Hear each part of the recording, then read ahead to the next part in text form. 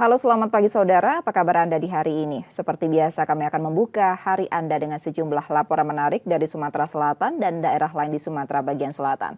Selain berita utama tadi saudara, masih ada informasi lainnya yang akan kami sampaikan untuk Anda. Bersama saya Reski Oktora, Anda menyaksikan Kompas Sumbaksel sepekan selengkapnya di Kompas TV, independen, terpercaya.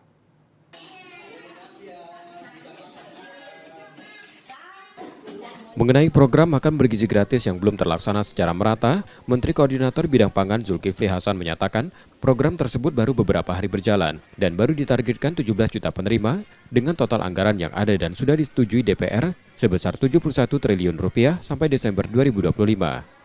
Penerima makan bergizi gratis diusahakan bertambah oleh Presiden dengan target penerima bisa sampai 80 juta orang pada tahun depan dengan proyeksi anggaran sebesar 140 triliun rupiah. Namun Zulhas bilang apabila ada kelonggaran APBN dan Presiden memutuskan sepenuhnya di 2026, maka anggaran akan lebih dari proyeksi tersebut. Tapi kalau nanti Presiden tambah, jika dapat tambahan anggaran sampai 140 triliun lagi tambah, maka nanti akan mendapat penggunaan manfaat itu bisa naik menjadi 80 juta lebih. Ya, jadi yang sampai salah, kemarin ada salah kutip, 71 tidak. Maksudnya 71 itu yang baru ada anggarannya. Sebelumnya pemerintah menargetkan penerima program makan bergizi gratis sebanyak 3 juta selama Januari hingga Maret dan 3 juta lagi mulai April hingga Agustus 2025. Reski Oktora, Muklas Diferensial, Kompas TV, Palembang, Sumatera Selatan.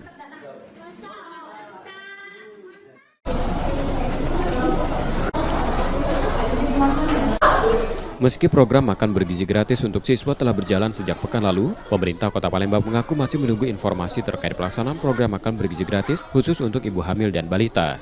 Pemkot menyebut pihaknya masih menunggu mekanisme pelaksanaan program ini karena akan diimplementasikan langsung Badan Gizi Nasional. Namun Pemkot Palembang memastikan pendataan penerima makan bergizi gratis untuk ibu hamil dan balita sudah dilakukan. Itu juga sudah dikomunikasikan, mungkin dari Badan Gizi nanti yang akan segera mengimplementasikannya. Nanti secara teknis Badan Gizi kali ya, kalau saya tidak hafal teknis. Yang jelas kita menyiapkan by name by address-nya, nanti Badan Gizi yang mengeksekusi. Selain itu, Dinas Pendidikan dan Dinas Kesehatan terus memantau pelaksanaan program makan bergizi gratis agar berjalan lancar dan aman. Nur Muhammad, Kompas TV, Palembang, Sumatera Selatan.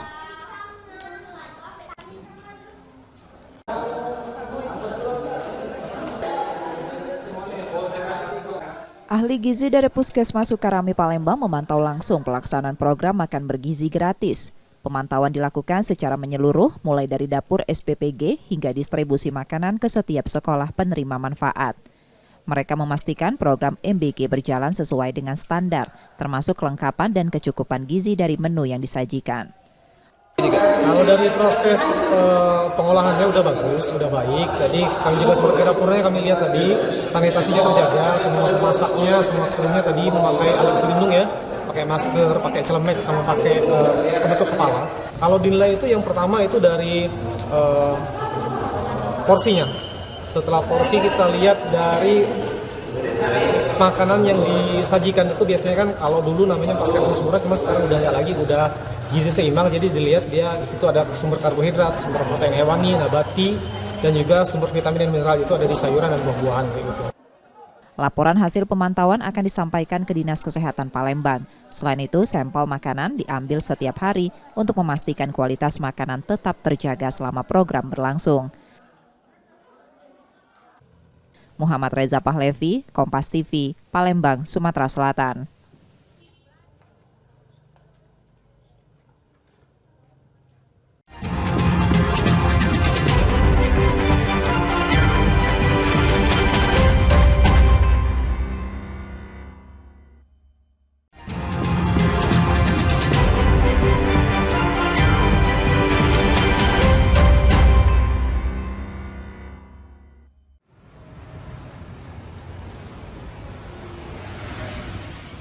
Api dengan cepat menghanguskan sebuah sepeda motor milik salah seorang pengendara yang tengah melintas di flyover Simpang Polda Sumsel.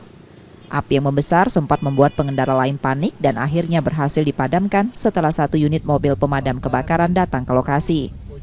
Belakangan diketahui sepeda motor tersebut milik seorang guru bernama Ahmad Yudhistira. Ia menerangkan peristiwa ini bermula usai mengisi BBM eceran sepulang ia mengajar. Kemudian saat berada di lokasi muncul api dari bagian mesin dan membesar hingga membuatnya lompat dari sepeda motor tersebut. Diduga insiden ini terjadi karena korsleting listrik pada komponen mesin. Ini ada apinya di mana? Pas api di sini dari situ. Apinya berasal dari mana? Dari 20 meter dari situ lah. Sampai di sini api. Namanya di motor kan ada starter kan? Iya. Nah, mulai lah di bagian bawah itu ada bakar. Dari mana tadi, Kak? Dari sekolahan Pak tadi, dari tempat pegawai. Habis ngisi bensin. Isi bensin terus mungkin bocor ya. Bensinnya bocor di garpu jadi konslet Pak kayaknya. Penuh ininya, bensinnya. Bensinnya ya. Full tank nggak ya? Sisa kebakaran berupa kerangka sepeda motor dibawa polisi ke Mapolsek Kemuning untuk tindak lanjutnya. Reski Oktora, Muklas Diferensial, Kompas TV, Palembang, Sumatera Selatan.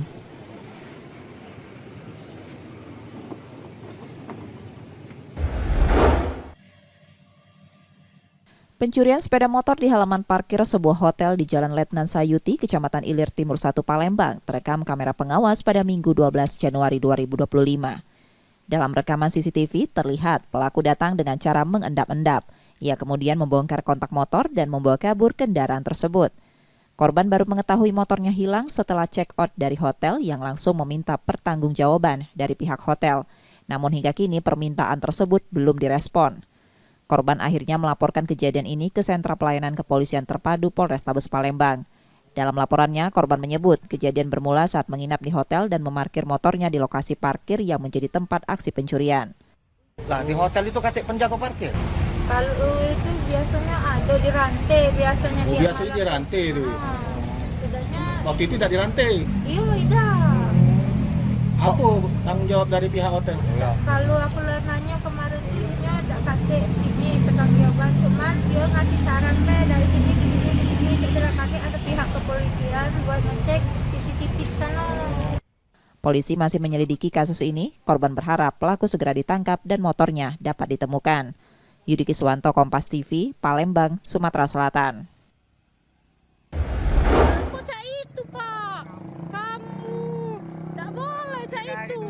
Sebuah video yang beredar di media sosial memperlihatkan seorang pria terluka duduk di tepi jalan usai diduga terlibat kecelakaan dan ditendang seorang oknum polisi berpangkat Ibtu.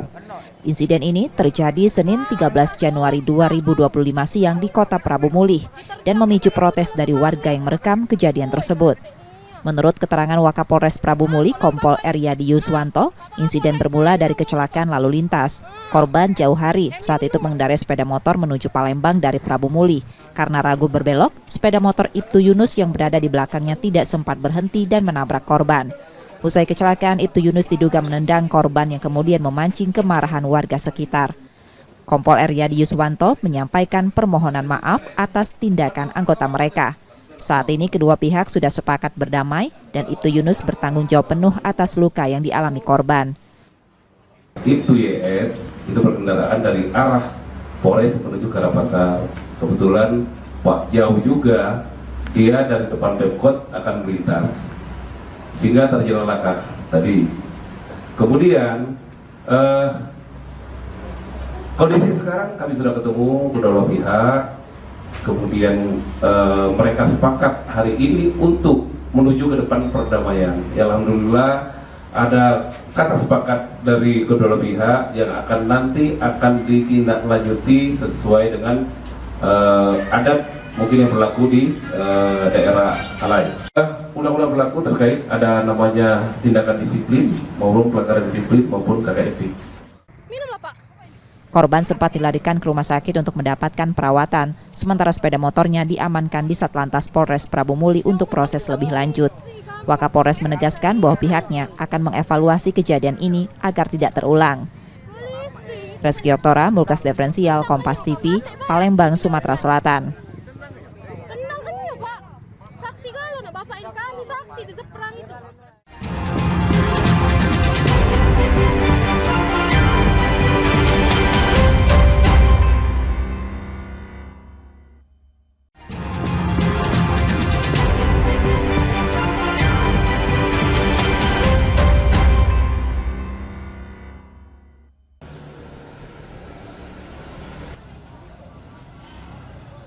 Kota Palembang memperluas jangkauan program makan bergizi gratis dengan menambah 4 sekolah di Kecamatan Sukarami.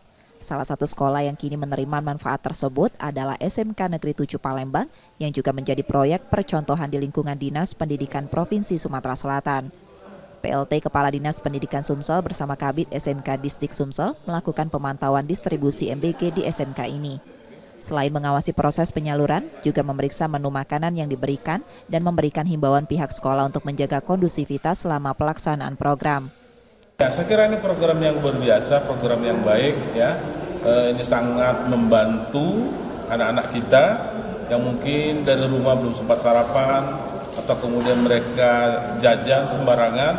Nah, kalau dengan adanya program ini saya rasa gizinya terjamin dan juga anak-anak terutama yang dari keluarga yang tidak mampu sangat terbantu dengan program ini. Sebanyak 1.024 siswa di SMK Negeri 7 Palembang merasakan manfaat dari program ini. Pihak sekolah mengapresiasi program MBG karena membantu pemenuhan gizi siswa melalui menu makan siang yang lengkap dan bergizi. Menurut kami ini sangat membantu, terutama siswa kami ini mayoritas dari SMK 7 arah ke Banyuasin, artinya rata-rata mereka itu semestinya bawa sarapan kan.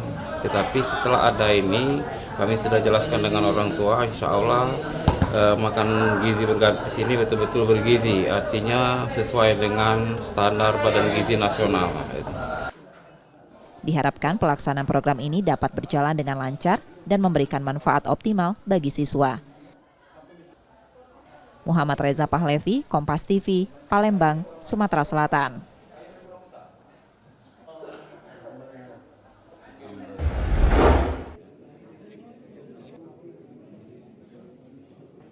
...49 kg sabu yang merupakan barang bukti dari operasi pada Desember 2024 lalu dimusnahkan Polda Sumsel, disaksikan pemerintah daerah setempat. Narkoba tersebut didapat dari 3 tersangka yang ditangkap di 2 lokasi berbeda, yakni Hamka Poniman di Kabupaten Lubuk Linggau Sumsel dan Yogi Anwar serta Muji Supriyanto di Bogor, Jawa Barat. Diduga ketiga tersangka yang masih menjalani pemeriksaan masih satu jaringan. Kapolda Sumsel Irjen Andirian Jayadi mengungkapkan dari penangkapannya sebelumnya pernah dilakukan bentuk dan warnanya. Sabu-sabu itu diduga dari segitiga bulan sabit di Asia Barat. Sumsel termasuk daerah rawan peredaran narkoba, baik jalur darat maupun perairan, sehingga pengawasan dengan melibatkan stakeholder terkait terus ditingkatkan. Selesai melaksanakan proses pemusnahan barang bukti narkotika jenis sabu. Saya ingin menambahkan bahwa pengungkapan kasus ini dari 2 TKP, dari 2 TKP, di mana yang pertama kita melakukan pengungkapan 1 kg sabu itu di Lubuk Linggau, daerah Lubuk Linggau, yang kemudian kita lakukan pengembangan dan pembuntutan. Ternyata di dalam pelaksanaannya pelaku lainnya ini bergerak ke arah Jawa. Oleh karena itu, Polda Sumsel berkoordinasi dengan Direktorat 4 Bareskrim Polri untuk melakukan penuntutan, dan alhamdulillah 2 tersangka lainnya berhasil kita tangkap dan amankan di wilayah Bogor, Jawa Barat dengan barang bukti kurang lebih ya, seperti tadi teman-teman sudah ketahui, itu terdiri dari 50 kemasan sebenarnya, tetapi begitu ditimbang itu sekitar 49,64 kg. Para tersangka dari barang bukti ini kini ditahan di Polda Sumsel dan terancam hukuman mati. Reski Oktora, Muklas Diferensial, Kompas TV, Palembang, Sumatera Selatan.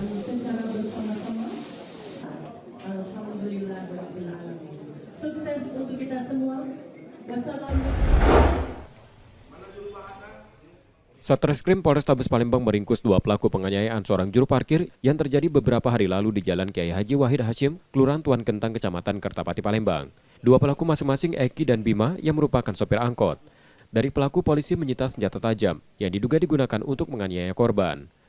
2 pelaku ditetapkan sebagai tersangka setelah diperiksa penyidik Satreskrim Polrestabes Palembang.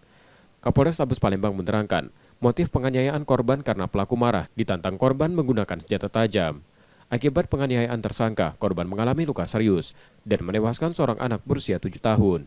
Anak 7 tahun terkena sabetan senjata tajam milik tersangka saat tersangka menyerang korban. Penganiayaan dan pengeroyokan adalah merasa tidak senang atas sebuah ucapan yang pernah disampaikan oleh korban, yaitu saudara Hardiansyah, yang saat itu dia bersangkutan di situ karena sebagai juru parkir depan sebuah Indomaret. Kemudian secara tiba-tiba didatangi ketiga orang pelaku. Tersangka diancam pasal berlapis dan terancam hukuman 15 tahun penjara. Yudi Kiswanto, Kompas TV, Palembang, Sumatera Selatan.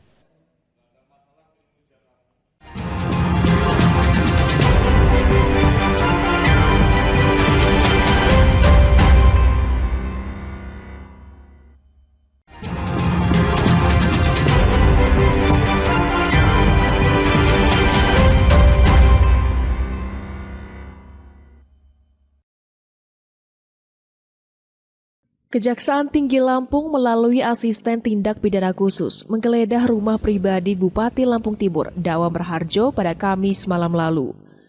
Penggeledahan dilakukan atas dugaan kasus korupsi penataan gerbang rumah jabatan Bupati Lampung Timur dengan pagu anggaran 6,9 miliar rupiah.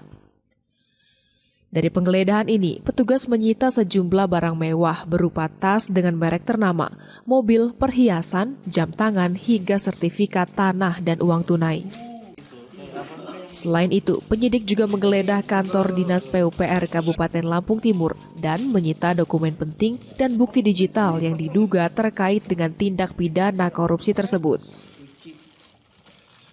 Asisten Pidana Khusus Kejati Lampung, Armen Wijaya, mengatakan dugaan tindak pidana korupsi ini melibatkan sejumlah pihak, termasuk Direktur CV Generasi Tirta Abadi dan beberapa pejabat di Kabupaten Lampung Timur.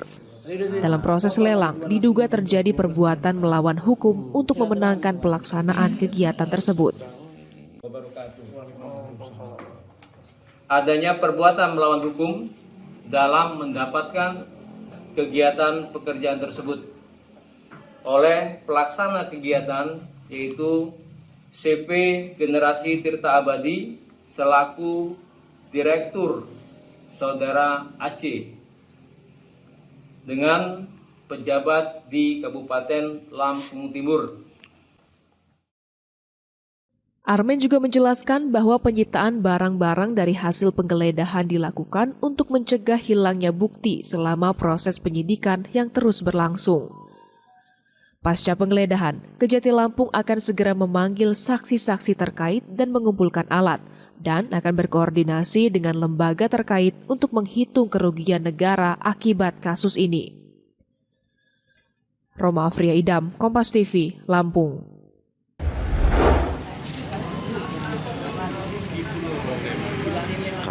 Bikin heboh, seorang ibu warga desa Waiarang, Kecamatan Mataram Baru, Kabupaten Lampung Timur, Lampung, tega menghabisi nyawa bayi kandungnya sendiri yang masih berusia 6 bulan. Pelaku melakukan aksi pembunuhan terhadap korban dengan menggunakan senjata tajam, lantaran mengalami depresi akibat lelah mengurus anak dan suami yang jarang pulang.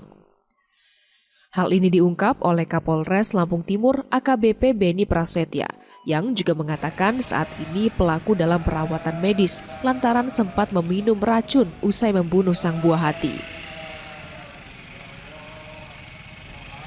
Untuk motif, tersangka saudari Umida Siva ini melakukan pembunuhan karena depresi akibat mengurus anaknya yang banyak, kemudian suaminya jarang pulang ke rumah. Kasus pembunuhan bayi. Saat ini jasad korban sudah dimakamkan oleh pihak keluarga. Sementara kasus ini masih ditangani Polres Lampung Timur. Roma Afria Idam, Kompas TV, Lampung. Kecelakaan maut terjadi di Jalan Ketapang, Pangkal Pinang, Kepulauan Bangka Belitung pada Sabtu petang. Kecelakaan maut ini melibatkan sepeda motor dengan mobil dari arah berlawanan. Akibat dari kejadian ini, 1 orang meninggal di tempat kejadian. Korban pun langsung dievakuasi. Diduga, akibat kencangnya laju kendaraan menjadi faktor pemicu tabrakan keras tersebut. Kondisi korban dalam keadaan meninggal dunia. Tapi tadi kan karena ramai tadi kan jalan macet, Pak Babin pun berinisiatif membantu lalu lintas agar warga yang berlalu lalang tidak susah lewat. Untuk kondisi kendaraan seperti apa? Kondisi kendaraan tadi motornya itu kalau tidak salah motor Supra yang ditabrak itu atau adu kambing dengan mobil pickup warna hitam. Untuk motornya tadi itu kondisinya dalam keadaan hancur, di depan itu sudah dibawa juga lewat pakai mobil pickup. Saat ini, semua para korban telah dibawa ke rumah sakit terdekat untuk menjalani perawatan. Sementara korban yang meninggal dunia belum diketahui identitasnya karena tidak ada satupun kartu identitas di saku korban. Nanda Ardiansah, Kompas TV, Pangkal Pinang, Kepulauan Bangka Belitung.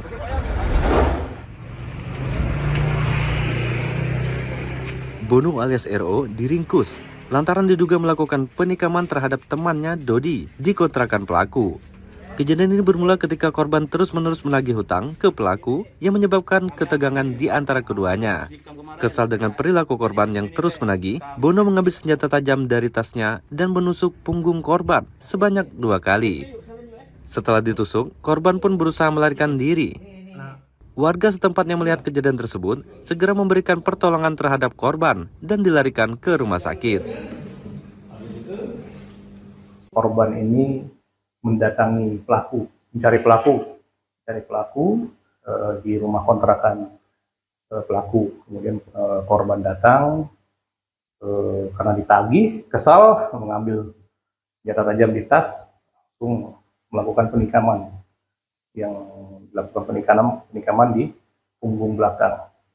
Jika akan melakukan penikaman yang kedua, korban melarikan diri. Jadi dipicu oleh korban selalu menagih hutang pada pelaku. Jadi setelah kejadian, korban melaporkan ke Polda. Kemudian yang bersangkutan ada tersangka sudah kita amankan. Saat ini, pelaku telah diamankan di Mapolda Bangka Belitung untuk menjalani proses lebih lanjut. Akibat perbuatannya, pelaku dijerat pasal 354 KUHP tentang penganiayaan berat dengan ancaman 8 hingga 10 tahun kurungan penjara. Nanda Ardiansah, Kompas TV, Pangkal Pinang, Kepulauan Bangka Belitung.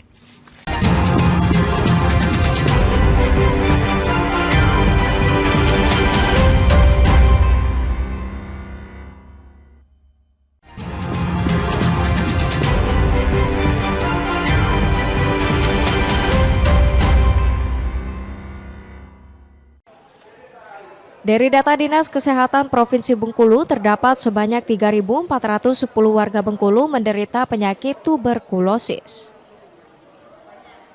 Ribuan kasus tersebut ditemukan melalui screening yang dilakukan oleh petugas di fasilitas kesehatan. Dari jumlah temuan kasus tersebut, capaian penjaringan penderita TBC di tahun 2024 baru sekitar 50% dari insidensi sebanyak 7.773 orang.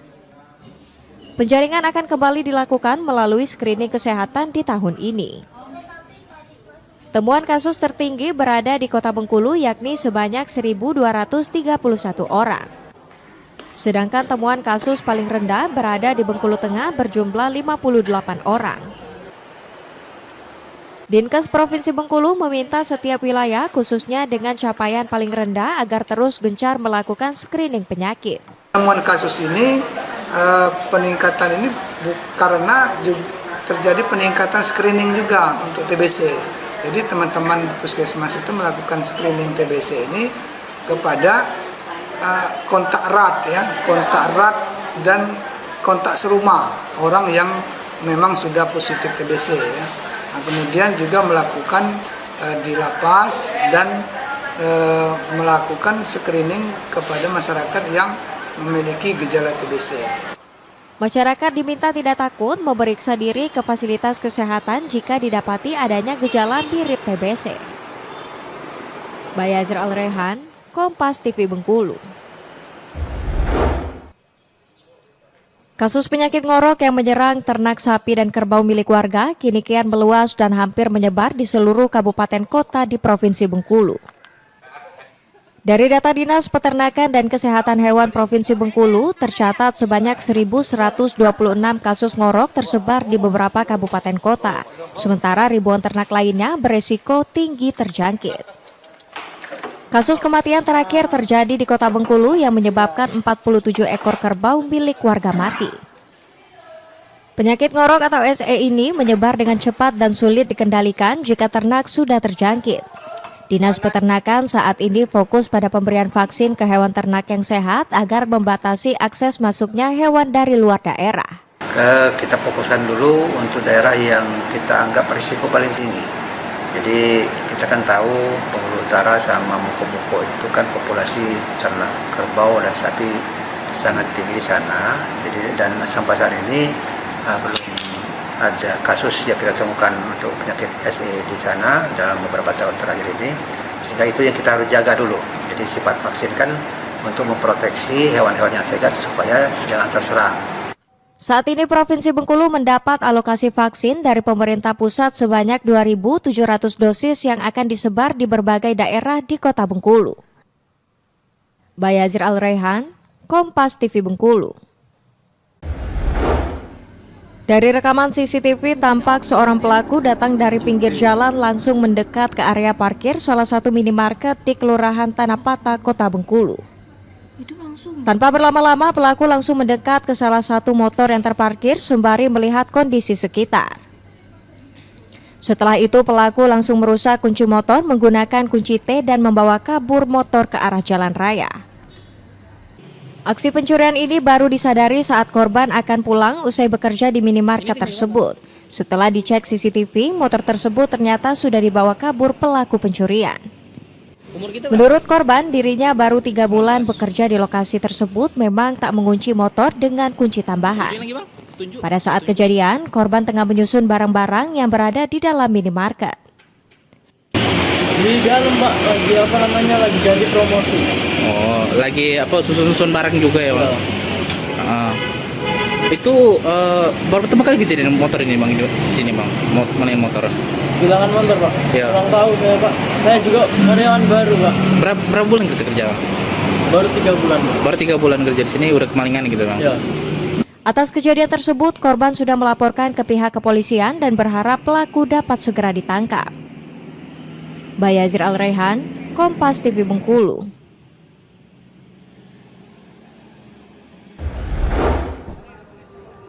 Sejak pagi, lokasi sejarah Rumah Fatmawati yang berada di Jalan Fatmawati, Kota Bengkulu ramai dipadati pengunjung.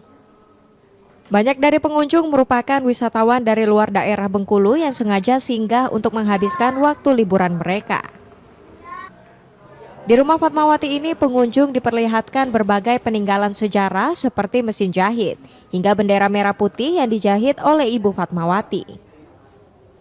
Tak hanya Rumah Fatmawati saja, tempat sejarah Rumah Pengasingan Bung Karno yang berada di Jalan Soekarno-Hatta, Kota Bengkulu juga ramai di momen libur tahun baru ini. Di Rumah Pengasingan Bung Karno, pengunjung diberikan edukasi mengenai sejarah peninggalan Bung Karno selama diasingkan di Bengkulu. Juga ingin tahu sejarah-sejarah tentang Bengkulu, jadi nggak hanya main-main aja, jadi ada ilmu yang didapat. Bagus banget ya, masih original semua, dijaga banget. Mudah-mudahan kedepannya lebih ditingkatkan lagi. Seneng banget bisa sampai ke sini. Oke, sebelumnya udah pernah ke sini? Sudah pernah ke sini tapi belum pernah ngunjungin tempat-tempat bersejarahnya. Bagus. Kemarin kita ke Pantai Panjang itu bagus. Iya, ada ombaknya. Sekarang ke museum ini juga bagus. Iya, karena ke benteng, ke museum kayak ini kan, ke rumah Bung Karno kita bisa edukasi kepada anak-anak kayak gitu. Kan sejarah ini. Liburannya sambil belajar juga. Iya. Oke. Sebelumnya udah pernah ke sini atau gimana, Bu? Belum ya. Belum. Kalau ke sini baru ini. Baru perdana. Oke. Selain 2 lokasi tersebut, wisata sejarah Benteng Malboro Bengkulu juga masih menjadi tujuan wisata di momen liburan ini. Bayazir Al-Rehan, Kompas TV Bengkulu.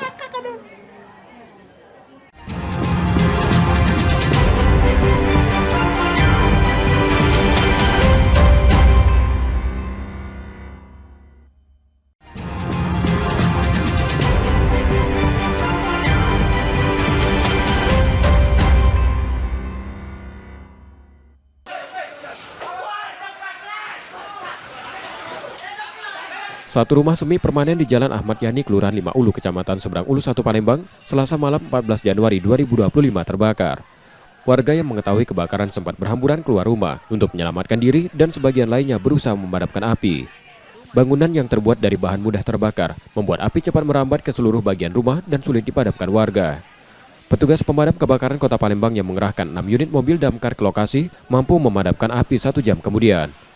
Rumah tersebut diduga dibakar pemiliknya karena mengidap orang dengan gangguan jiwa. Terduga pelaku kemudian diamankan ke Polsek Seberang Ulu 1 Palembang.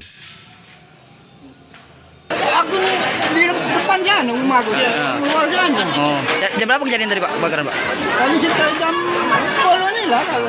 Ini berapa rumah ini untuk sementara ini Pak? Sikok rumah Pak ya? Untuk sementara ini? Rumah besar ya? Bedeng apa cak mana ini Pak? Rumah Bang besar. Ini infonya dibakar apa cak mana Pak? Tidak tahu aku, tidak tahu.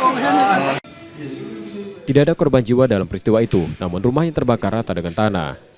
Yudi Kiswanto, Kompas TV, Palembang, Sumatera Selatan.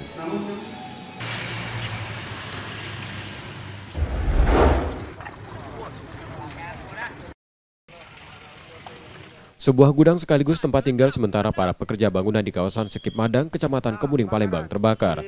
Para pekerja tersebut tengah mengerjakan proyek pembangunan di Rumah Sakit Muhammad Husin, tak jauh dari lokasi kebakaran.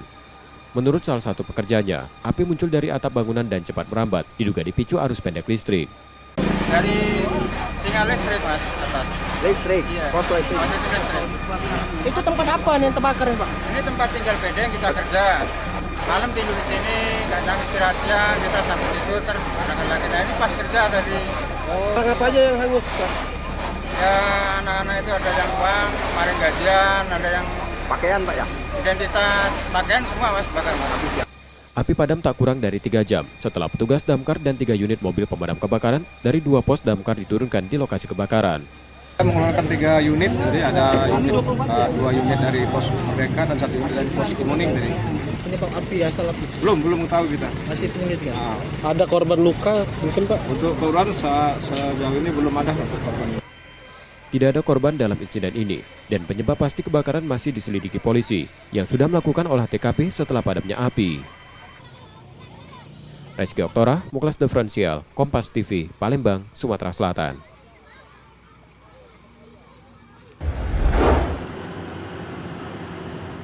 Pimpinan wilayah Perum Bulog, Sumsel, dan Babel, Elis Nurhayati menegaskan harga tersebut telah disesuaikan dengan standar kualitas yang rinci atau kondisi kualitas gabah dan beras.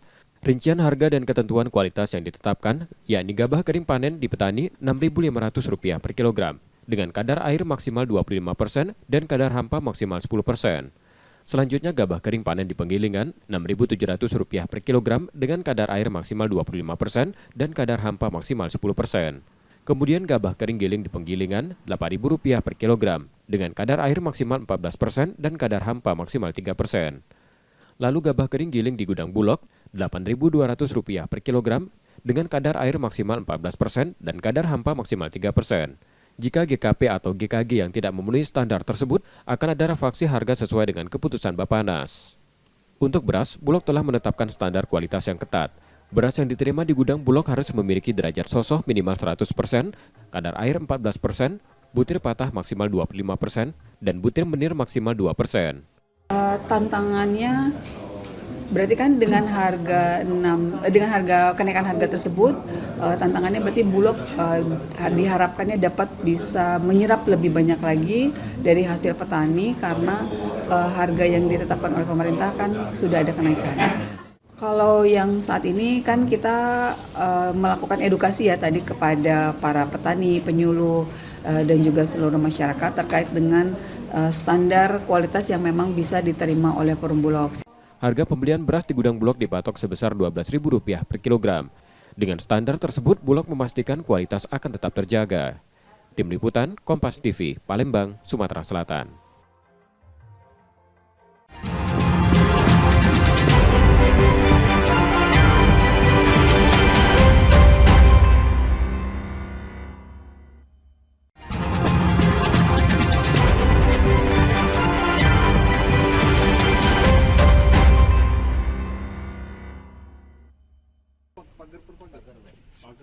Dua rumah mewah milik Kadisnaker Transumsol Deliar Marzuki tersangka dugaan pemerasan investor di Talang Jambe dan Tanjung Barangan sudah digeledah penyidik pidana khusus Kejari Palembang.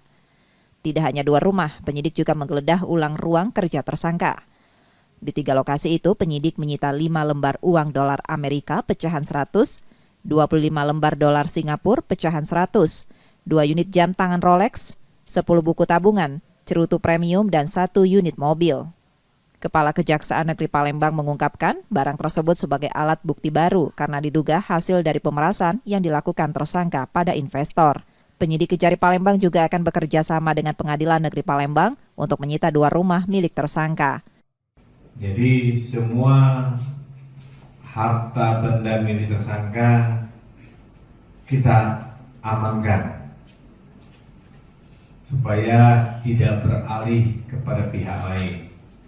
Kemudian kita juga koordinasi dengan PPATK untuk menelusuri ada beberapa rekening yang kita curigai sebagai tempat penampungan uang. Kadisnaker Trans Sumatera Selatan Deliar Marzuki ditangkap Kejari Palembang dalam operasi tangkap tangan terkait dugaan pemerasan investor atau perusahaan dalam pengurusan dokumen sertifikat K3. Yudi Kiswanto, Kompas TV, Palembang, Sumatera Selatan.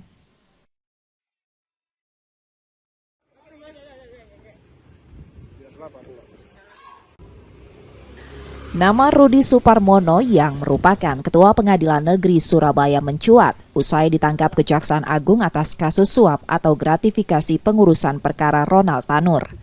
Ternyata, Rudi Suparmono yang ditangkap di Palembang sudah dipindah tugaskan sebagai Hakim Utama Muda Pengadilan Tinggi Palembang.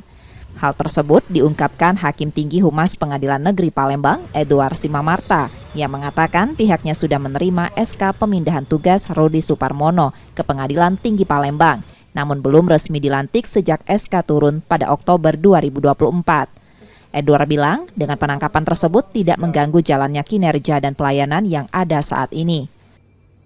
Ya, memang kami di Pengadilan Tinggi menerima SK bahwa akan ada suatu hakim dari pengadilan tingkat pertama di Jakarta akan menjadi hakim di Pengadilan Tinggi Palembang. Namun itu baru kami menerima SK. Sampai dengan hari ini karena kesibukan kegiatan misalnya pelantikan advokat hampir setiap minggu kita lakukan pelatihan advokat, sehingga rencana untuk pelantikan untuk secara resmi yang bersangkutan menjadi hakim tinggi di Palembang belum dapat dilaksanakan. Dan artinya bahwa beliau belum secara resmi menjadi hakim tinggi di Pengadilan Tinggi Palembang. Kalau untuk kinerja internal Pengadilan Tinggi Palembang tidak mengganggu karena memang juga yang bersangkutan belum ikut di dalam kegiatan penanganan kinerja di Pengadilan Tinggi. Sebelumnya, Rudi Suparmono ditangkap Kejaksaan Agung pada Selasa 14 Januari 2025 saat ia berada di Palembang untuk menunggu jadwal pelantikan. Reski Oktora, Muklas Diferensial, Kompas TV, Palembang, Sumatera Selatan.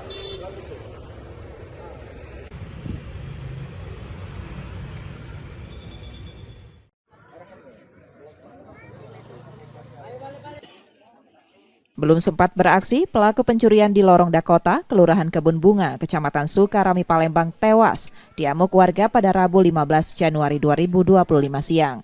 Pelaku dihakimi warga lantaran melawan saat warga setempat mengamankannya, yang ketahuan akan mencuri di salah satu rumah kosong. Bahkan satu anggota TNI yang tengah berada di lokasi dilukai pelaku dengan senjata tajam karena tak terima diamankan. Menurut keterangan Ketua RT 42 Kelurahan Kebun Bunga, pelaku pencurian diduga 2 orang, 1 orang yang tertangkap tewas dan 1 lainnya melarikan diri. Karena pas posisi tadi tuh udah dapat malingnya itu, kebenaran ada warga lewat bawa biasa nyari rumput. Arit. Ada arit, nah itu direbut oleh tersangka. Jadi pas di perebutan itu ya ini kan termasuk luka. Kapolsek Sukarami Palembang menerangkan sudah memeriksa beberapa saksi dari kejadian ini, sementara jasad pelaku pencurian dibawa ke Rumah Sakit Bayangkara Palembang. Kami melaksanakan TP-TKP, mengumpulkan saksi-saksi yang terkait mengetahui peristiwa yang terjadi di Talang Dondong ini. Kemudian kita mengamankan beberapa barang-barang yang kita duga terkait dengan peristiwa yang menyebabkan meninggalnya almarhum tadi. Apa aja alat bukti? Ada batu, tadi ada celurit, ada kayu. Celurit ini diduga yang dipakai oleh almarhum tadi untuk melukai salah satu orang warga. Sebelumnya banyak warga mengaku pencurian ini bukan kali pertama, namun sering terjadi di wilayah tersebut yang diduga dilakukan pelaku berkelompok. Reski Oktora, Muklas Diferensial, Kompas TV, Palembang, Sumatera Selatan.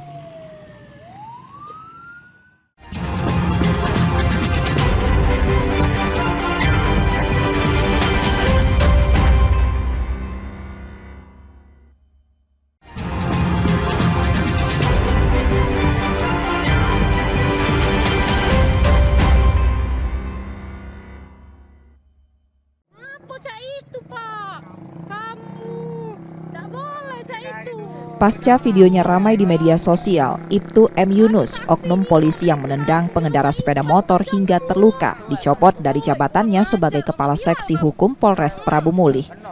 Hal itu disampaikan Kapolda Sumsel Irjen Andirian Jayadi yang memerintahkan Kapolres Prabu Mulih untuk mencopot jabatan Ibtu M. Yunus.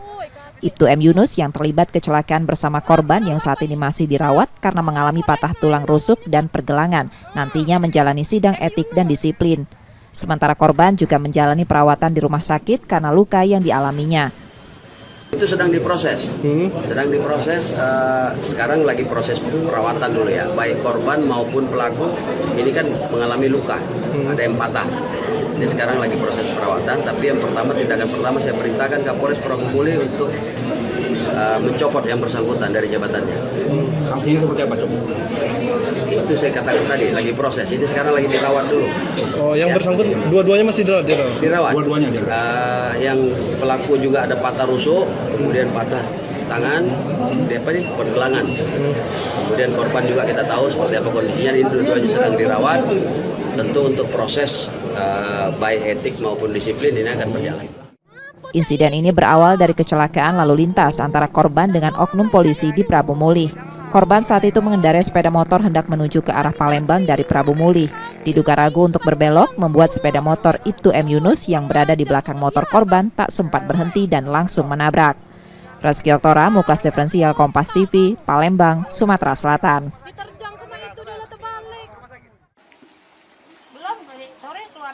Rumah warga yang berada di kawasan Sungai Lais dan Kelurahan Dua Ulu Palembang, Sumatera Selatan terdampak banjir dari luapan Sungai Musi, ditambah tingginya intensitas hujan dalam beberapa waktu terakhir. Warga menyatakan kondisi ini sudah dialami mereka yang tinggal di tepian Sungai Musi sejak awal tahun, bahkan ketinggian air kerap mencapai lutut orang dewasa. Air pasang yang masuk ke rumah warga tersebut terjadi saat siang dan mulai surut pada sore harinya. Banjir juga merendam akses jalan di permukiman sehingga membuat aktivitas warga terganggu dan tak jarang mereka harus menunggu air surut. Selain mengeluhkan sering terserang gatal-gatal, warga juga mengkhawatirkan hewan seperti ular dan lainnya masuk ke rumah mereka yang terbawa air banjir. Minta benari jalan kami ini rusak kalau minta tinggi ke jalan.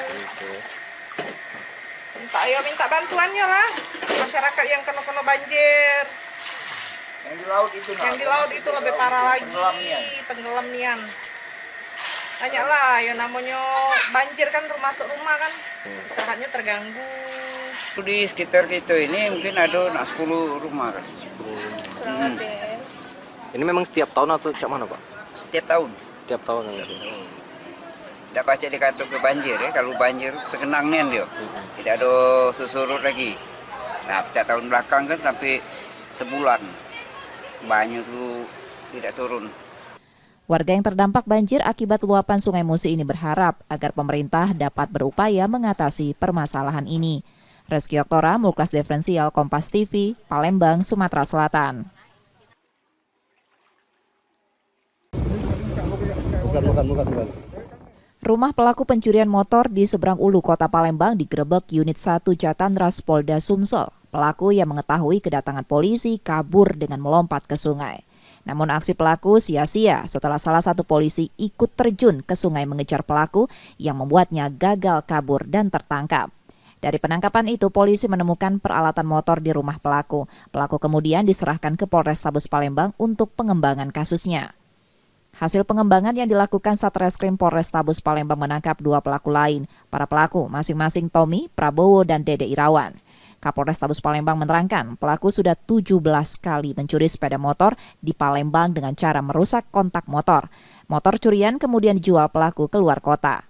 Melakukan hunting patroli, kemudian menemukan sebuah sepeda motor dalam posisi yang menguntungkan untuk dicuri, baik itu jangkauannya mudah dihilangkan atau sepeda motornya masih tertinggal kunci utama daripada kendaraan tersebut, sehingga dengan mudah para pelaku itu melakukan tindakan pencurian.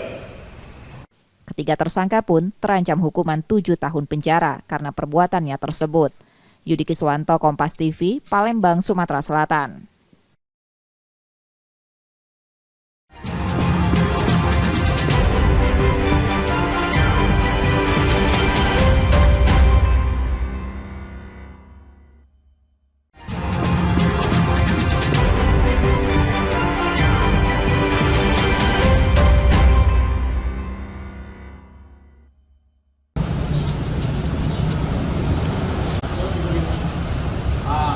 Prasasti pembangunan kantor ledeng atau yang sekarang dikenal kantor Wali Kota Palembang kembali ditemukan tim kerja pusat kajian sejarah Sumatera Selatan. Prasasti yang baru ditemukan berada di bagian kiri pintu masuk bangunan. Sejarawan dari UIN Raden Fata Palembang yang juga tim kerja pusat kajian sejarah Sumatera Selatan menerangkan isi prasasti berbeda dengan yang ditemukan pada Desember lalu. Prasasti berisikan informasi mengenai peletakan batu pertama kantor ledeng pada 1929 silam. Dijelaskan juga peletakan batu pertama dilakukan di era Wali Kota Nesel van Lisa dan diresmikan oleh De Graaf yang merupakan Governor Jenderal Hindia Belanda atau setingkat presiden di masa Hindia Belanda. Penemuan prasasti baru ini semakin menegaskan jika kota Palembang pada masa itu sudah sangat maju, terbukti dengan bangunan yang kokoh dan modern yang didirikan. Tentu dengan penemuan prasasti ini, selain kita memang sudah tahu gedung ini sudah ada, ya ini memperkuat bahwa ini ada nilai historis yang sangat tinggi di sini. Kenapa? Dan ini menjadi pembelajaran buat kita masyarakat kota Palembang, generasi muda yang akan datang dan yang sekarang, bahwa Palembang sudah sangat maju pada waktu itu. Kenapa? Pembangunannya terbukti pembangunan yang kokoh, kuat, modern seperti itu. Bahkan sekelas Gubernur Jenderal pun bisa hadir di sini untuk peresmian. Gitu. Jadi Palembang memang punya catatan sejarah yang cukup menarik ya, dan cukup punya nilai sejarah tinggi gitu. Tim kerja pusat kajian sejarah Sumatera Selatan memprediksi masih ada prasasti lain hingga logo massa yang masih terdapat di kantor Wali Kota Palembang. Nur Muhammad, Kompas TV, Palembang, Sumatera Selatan.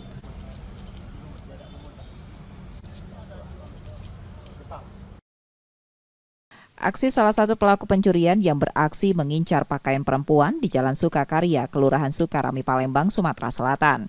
Tanpa alas kaki, pelaku yang sudah membawa gantungan baju ini mengendap-endap dan membawa kabur sejumlah pakaian perempuan dari jemuran. Peristiwa ini sudah sering terjadi selama beberapa bulan terakhir yang diduga dilakukan orang yang sama dan membuat warga resah, kemudian mengunggah aksi pelaku ini ke media sosial. Salah satu korban mengungkapkan pelaku tidak hanya mencuri pakaian namun juga perabotan rumah tangga, hewan ternak warga hingga pagar rumah. Mencuri baju saya pada waktu itu, kemudian sudah dilaporkan polisi, kayaknya tidak ada tindakan sama sekali. Minta tolong ini Bapak polisi untuk menangkap pelaku. Kampung ini merasa resah, sudah 2 RT merasa kehilangan terus. Hampir setiap malam hilang, yang hilang pakaian di jemuran, hilang kuali, hilang ambal, macam-macam, banyak yang hilang kami di sini Pak. Pencurian sudah dilaporkan warga ke Polsek Sukarami, Palembang. Reski Oktora, Muklas Diferensial, Kompas TV, Palembang, Sumatera Selatan.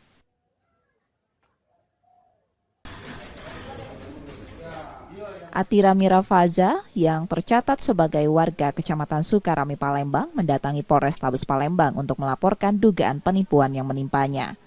Dalam laporannya ke polisi, Atira menyebutkan temannya AHR menawarkannya kerja di lembaga pemerintah dengan status honorer yang syaratnya membeli seragam sebesar 2,8 juta rupiah.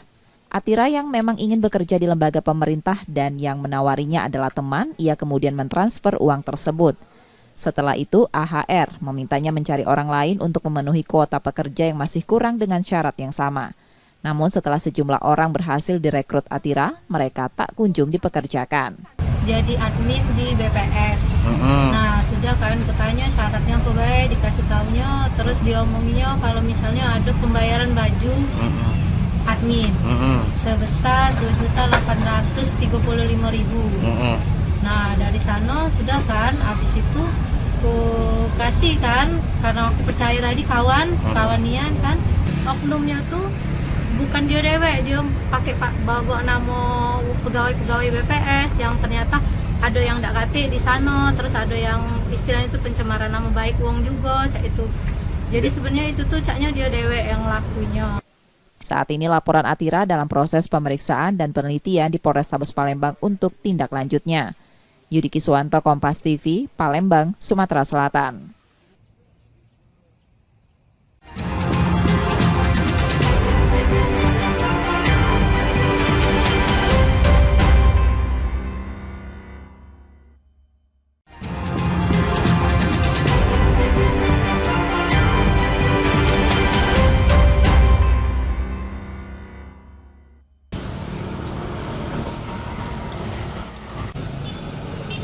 Prasasti dan peralatan peninggalan zaman Belanda kembali ditemukan di kantor wali kota Palembang yang era kolonial dikenal Kantor Ledeng.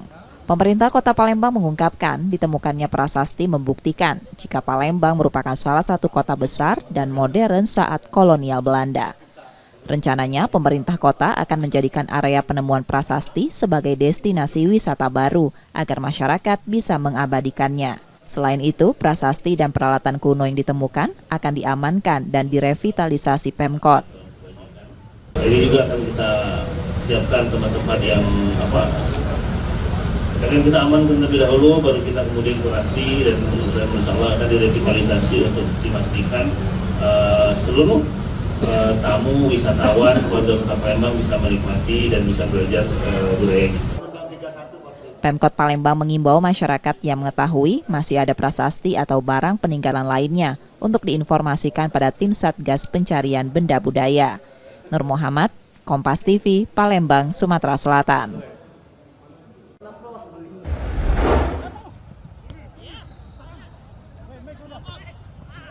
Sriwijaya FC akan mengarungi play-off degradasi Liga 2 pada akhir pekan ini. Laskar Wongkito berada di grup H bersama PSMS Medan, Nusantara FC, dan Persikota. Meski berada di grup yang berat, Sriwijaya FC optimistis mampu bertahan di Liga 2 musim depan. Guna memuluskan langkah tetap di Liga 2, Laskar Wongkito menargetkan menyapu bersih 3 laga kandang dan memaksimalkan perolehan poin di 3 laga tandang. Dengan dengan yang ada sekarang juga, hitung-hitungan kita kemarin itu ya kita harus di home. Ya tidak ada kata kalah lagi gitu, harus kita ambil. Dengan pelatih kita bicara seperti itu ya, bicara strategi, bicara gimana kemungkinan segala kemungkinan gitu loh. Ya harapan kita memang kita bisa lolos lah di playoff ini. Dari 4 tim grup H playoff degradasi, 2 tim teratas di klasemen akan bertahan di Liga 2 dan 2 tim terbawah terdegradasi ke Liga 3. Nur Muhammad, Kompas TV, Palembang, Sumatera Selatan.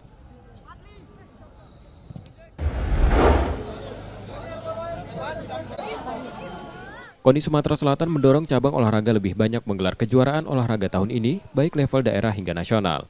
KONI Sumsel menilai, semakin banyak kejuaraan yang digelar akan berdampak baik pada permainan atlet cabur di provinsi ini. Penyelenggaraan kejuaraan juga dapat berdampak meningkatkan perekonomian. Cabur tidak hanya bisa menjadi peserta kejuaraan, namun juga bisa menjadi tuan rumah. Jadi memang kita mengharapkan cabur-cabur untuk sedapat mungkin mengadakan kejuaraan-kejuaraan kejuda maupun kejurnas, karena memang multiplier efek daripada kejuaraan yang dilakukan di Provinsi Sumatera Selatan terhadap peningkatan ekonomi Sumatera Selatan itu luar biasa. Jadi memang kalau dapat kita yang menyelenggarakan, tapi bukan kita yang mengikuti turnamen kejurnas ini. KONI Sumsel menyebut beberapa cabur yang rencananya akan menggelar kejuaraan daerah, nasional, dan internasional di Bumi Swarna Dwipa. Nur Muhammad, Kompas TV, Palembang, Sumatera Selatan.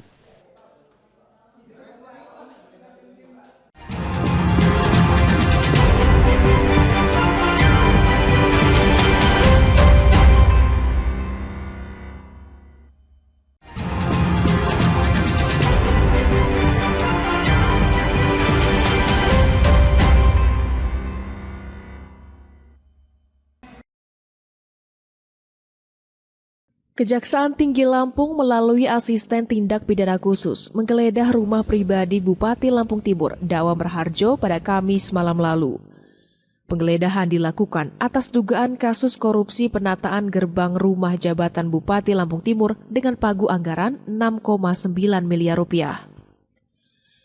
Dari penggeledahan ini, petugas menyita sejumlah barang mewah berupa tas dengan merek ternama, mobil, perhiasan, jam tangan, hingga sertifikat tanah dan uang tunai. Selain itu, penyidik juga menggeledah kantor Dinas PUPR Kabupaten Lampung Timur dan menyita dokumen penting dan bukti digital yang diduga terkait dengan tindak pidana korupsi tersebut. Asisten Pidana Khusus Kejati Lampung, Armen Wijaya, mengatakan dugaan tindak pidana korupsi ini melibatkan sejumlah pihak, termasuk Direktur CV Generasi Tirta Abadi dan beberapa pejabat di Kabupaten Lampung Timur. Dalam proses lelang, diduga terjadi perbuatan melawan hukum untuk memenangkan pelaksanaan kegiatan tersebut. Adanya perbuatan melawan hukum dalam mendapatkan kegiatan pekerjaan tersebut oleh pelaksana kegiatan, yaitu CP Generasi Tirta Abadi selaku Direktur Saudara Aceh dengan pejabat di Kabupaten Lampung Timur. Armen juga menjelaskan bahwa penyitaan barang-barang dari hasil penggeledahan dilakukan untuk mencegah hilangnya bukti selama proses penyidikan yang terus berlangsung. Pasca penggeledahan, Kejati Lampung akan segera memanggil saksi-saksi terkait dan mengumpulkan alat, dan akan berkoordinasi dengan lembaga terkait untuk menghitung kerugian negara akibat kasus ini. Roma Afria Idam, Kompas TV, Lampung. Sejak pagi, lokasi sejarah Rumah Fatmawati yang berada di Jalan Fatmawati, Kota Bengkulu ramai dipadati pengunjung. Banyak dari pengunjung merupakan wisatawan dari luar daerah Bengkulu yang sengaja singgah untuk menghabiskan waktu liburan mereka. Di Rumah Fatmawati ini, pengunjung diperlihatkan berbagai peninggalan sejarah seperti mesin jahit, hingga bendera merah putih yang dijahit oleh Ibu Fatmawati. Tak hanya Rumah Fatmawati saja, tempat sejarah Rumah Pengasingan Bung Karno yang berada di Jalan Soekarno-Hatta, Kota Bengkulu juga ramai di momen libur tahun baru ini. Di Rumah Pengasingan Bung Karno, pengunjung diberikan edukasi mengenai sejarah peninggalan Bung Karno selama diasingkan di Bengkulu. Juga ingin tahu sejarah-sejarah tentang Bengkulu, jadi nggak hanya main-main aja, jadi ada ilmu yang didapat. Oh, bagus banget ya, masih original semua, dijaga banget. Mudah-mudahan kedepannya lebih ditingkatkan lagi. Seneng banget bisa sampai ke sini. Oke, sebelumnya udah pernah ke sini? Sudah pernah ke sini tapi belum pernah ngunjungin tempat-tempat bersejarahnya. Bagus. Kemarin kita ke Pantai Panjang itu bagus. Iya, ada ombaknya. Sekarang ke museum ini juga bagus. Iya, karena ke benteng, ke museum kayak ini kan, ke rumah Bung Karno kita bisa edukasi kepada anak-anak kayak gitu kan. Sejarah ini. Kita liburan sambil belajar juga. Iya. Oke. Sebelumnya udah pernah ke sini atau gimana, Bu? Belum ya. Belum. Kalau ke sini baru ini. Baru perdana. Oke. Selain dua lokasi tersebut, wisata sejarah Benteng Malboro Bengkulu juga masih menjadi tujuan wisata di momen liburan ini. Bayazir Al-Rehan, Kompas TV Bengkulu. Informasi tadi saudara menjadi akhir dari Kompas Sumbaksel sepekan hari ini. Tetap saksikan konten lokal di Kompas TV setiap hari mulai pukul 4.30 hingga 7 pagi. Kembali kami mengingatkan saudara, bagi Anda yang ingin berbagi informasi atau kritik dan saran dapat mengakses Twitter, Facebook, atau Instagram kami di @kompastv Palembang. Akhirnya, saya Reski Oktara pamit, tetaplah menyaksikan Kompas TV, independen, terpercaya. Sampai jumpa.